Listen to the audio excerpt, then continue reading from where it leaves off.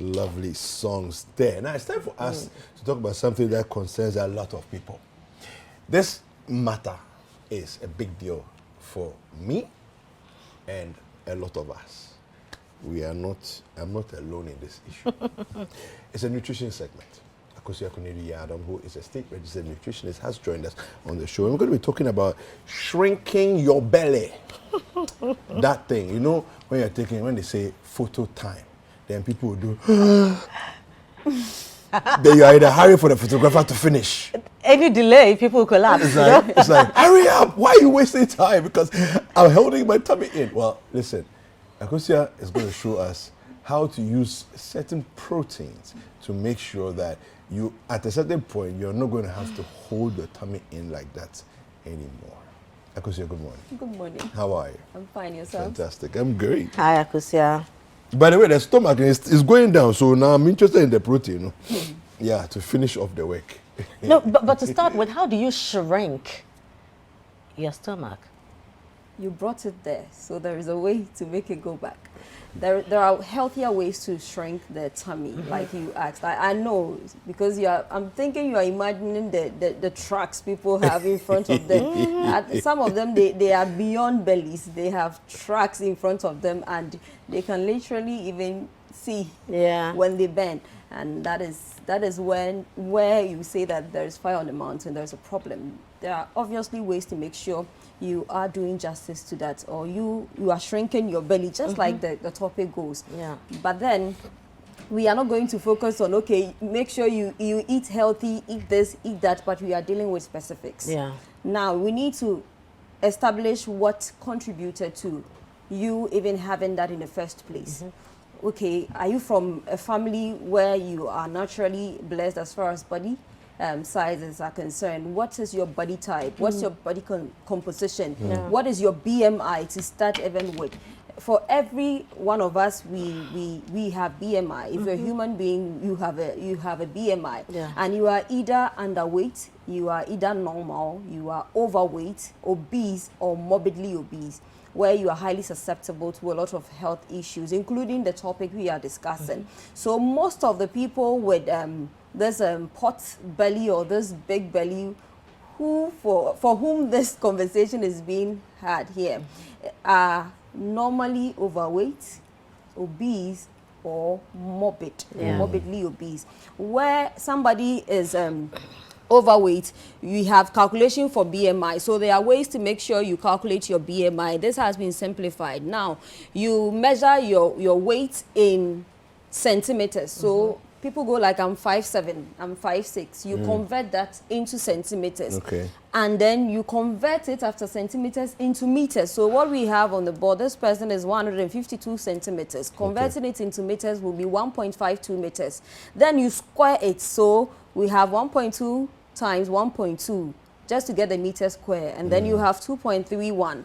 Now, let's say the person's weight is 60 kg. You divide it by the 2.31 and we have 25.96. This person is overweight because a normal BMI is anything between 18.5 kilograms per meter square to 24.9 kilograms per meter square. So that is the range for normal BMI. If you are overweight, you are anything 25 up to 29.9. And then if you are obese, you are greater than or equal to 30. And then we have grade 1 obesity, we have grade 2, we have grade 3. And then above 40, you are morbid or morbidly obese. I have a question though. I know that the BMI is like a basic standard, right? But then I think there are a lot of times too, we are looking more about the issue of, when we say obesity, we're looking at the issue of fat and the quantity of fat. However, I know that muscle weighs more than fat, right? So you may trim down and slim down, but if you go to the gym and you put on muscle, it will give you a BMI that's not necessarily reflective of being obese. So now, even in the practice, any nutritionist or dietitian who will judge you on BMI alone is not doing you justice. So you can't just say that, because there are people who are building muscles and there are families, there are people with denser bones. There are some ladies, they are just giants. They are TikTok. Yeah. Yes. And so if you are going to judge this person Only on BMI. Yeah. you Okay. do this person Okay. a disservice. So even with me, when it comes to dealing with clients, I use BMI, one, and then I use waist to hip. Okay. So there is a way to measure 1 inch above your navel. Yeah, That that's is your your waist. waist. That's where, ladies, your waist Yeah. is, even for a man, you too. Yeah. And then you locate your hip bone. Yeah. And also measure across in centimeters. Now, you divide that by your hip. And then whatever figure you are getting, if you are a man and you are getting 1 or greater than 1 or 1 point anything, it means that this conversation is for you. Okay. If you are a woman and it's 0.85, then it means that you're also on the borderline Yeah. or above. It Yeah. means that this conversation is also for you. So just a Yeah. quick intervention here.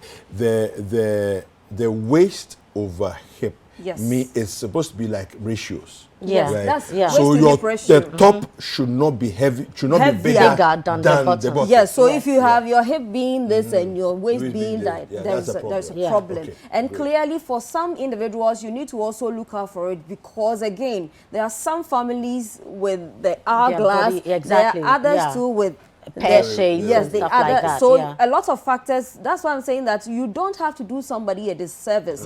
When even Frema comes to me, even sitting here, I can see that she has her waist like snatched in a way. But then you can meet another woman who sits and you can really have the folds Yeah. showing through their clothes. You can literally see that, this person is Yeah. really blessed in certain places. And so when I am attending to Frema, I wouldn't peg it at the same level with For the other for the other person, person. yeah. And so for that individual, I'll begin to look for ab separation. There are people who sit and they have multiple folds.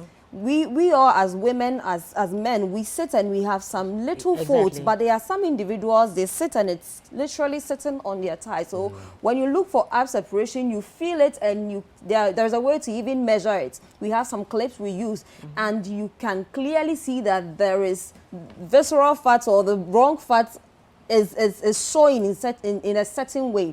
Then it can inform you to know that, okay, BMI, she didn't pass, waist to hip ratio, it is also faltering here because you won't get it wrong. And then because if you are becoming bigger, let's say I'm putting on weight, definitely a lot of other areas will expand. My Exactly. hip Yeah, will would expand. also- And so when I do the waist to hip ratio, You still it will should have definitely that show proportion. certain proportions to Okay. me. And then we go to your body types too. So you don't just do BMI, you do waist to hip and then the body type. Like I said, there are some families, the way you are seated there, your daughter may look exactly like you. But there are instances like my mom is very big, but then I'm looking like my father's people. And so you have to also probe into that and know. This conversation is where you have established all the facts, but you can clearly see that it has everything to do with lifestyle and the diet of this individual. Okay. Then you can clearly say, so you can see the image we have on the board where it is ideal, a man should have 0.8. And so if you measure your waist over your hip as a man, and then you have anything above 1, there is trouble. Because you are highly susceptible, not to just you having the belly fat, but then health issues. Okay. And then that's for a What woman. should we avoid? Now, you avoid refined foods. Okay. Go for whole foods. Whole foods are rich in fiber. And for this conversation, we are focusing on protein. So protein, lean protein, it is very loaded as far as fat-soluble vitamins are concerned. And because they are juicier, they have water in them. What these two does is that it keeps your hunger pangs at bay. Because once you've eaten, I've filled it to a certain level. And even one way to make sure you cut down on calories is to stay hydrated. Yeah. Because once you've filled your tummy or you keep replenishing, now there isn't a vacuum. And so you are not tempted to fill your guts more because there is always something in there. And you going for lean protein or healthy proteins like egg. Egg is a superfood.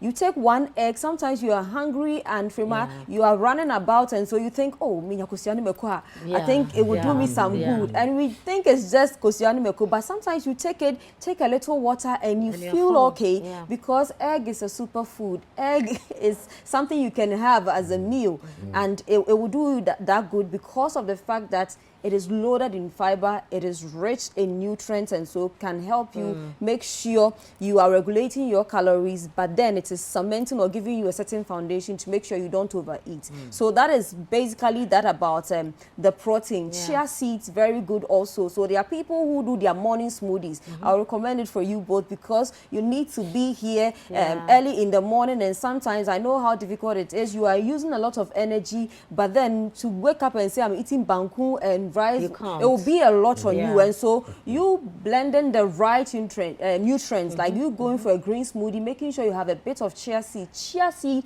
also is blessed as far as making sure you are reducing your belly fat because of what sits in there. And then it's also blessed as far as fiber is concerned. When you eat something rich in fiber, it means that, okay, I am having, ideally I would have had, let's say, 2 of this. But then because I have fiber in there, it makes it fuller. And so you are not tempted to eat up to where you would have. In terms of quantity. In terms of quantity, you are cutting down on the calories. If you did for us a smoothie, that would be ideal for breakfast, and you want to say maybe use that again in the evening, that will help you lose belly fat, what will we put in it? Okay, so there are some ingredients. I'll quickly go. Eggs are good. Fatty fish like mackerel, what we call salmon here, they are good to make as part of your meals. Like I said, they are healthy, they fill you up. I'll quickly come to yours. And then healthy fatty nuts like almonds, they are good. So instead of the peanuts butter, and on this segment we always discuss that know what you have. If you have certain conditions, there are certain examples I'm giving, it wouldn't work for you. So aside that, so almonds, smoothie, can I also take cashew as well? Yes, you can, if it works for you. So listen to your body first, first and foremost. And then so for your smoothie, you can go for broccoli. You will never get it wrong with the green. So if you don't have chia seeds, and then so any green that you can afford, let me put it that way, because dandelion we don't buy, so we can just walk to this house and just ask for dandelion. So you can use dandelion, you can use your chia seeds. Don't make it so packed. Because sometimes, because we think it's good, we want to put almost everything in there. So you can just go for, let's say, 2 teaspoons of oatmeal. Because it's whole in fiber, and then it's whole food and rich in fiber. And then you can have your dandelion. And then let's say the local bananas, because they are tiny, just 1 in there. I always say that dairy products are good, but sometimes for early morning, if you have gut issues, because that can also be a reason why you have the belly fat. There are individuals with gut issues because they are taking the wrong gut food. So if you are somebody who gasses a lot and does that a lot, you can go in for something like Greek yogurt. After your meals to add it. But then for the smoothie, you can do the oatmeal, you do the dandelions, you do coconut water, you will never get it wrong if you have gut issues. But if you can trust the milk or the dairy you have, you can also use that. Blend it all in with your chia seed and just sip on it whilst you're on breakfast daily. Fantastic. Akosia, I'm sure you're going to post this as you usually do. All right? Okay, so where do people go and look for the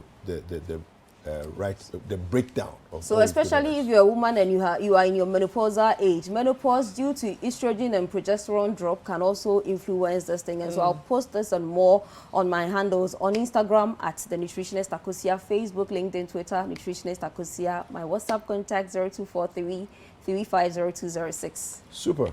Thank you. Thank you very much. Right, Thank you, Akosia. That was Akosia Kunidu Yadom breaking it down for us how to shrink our belly the right way.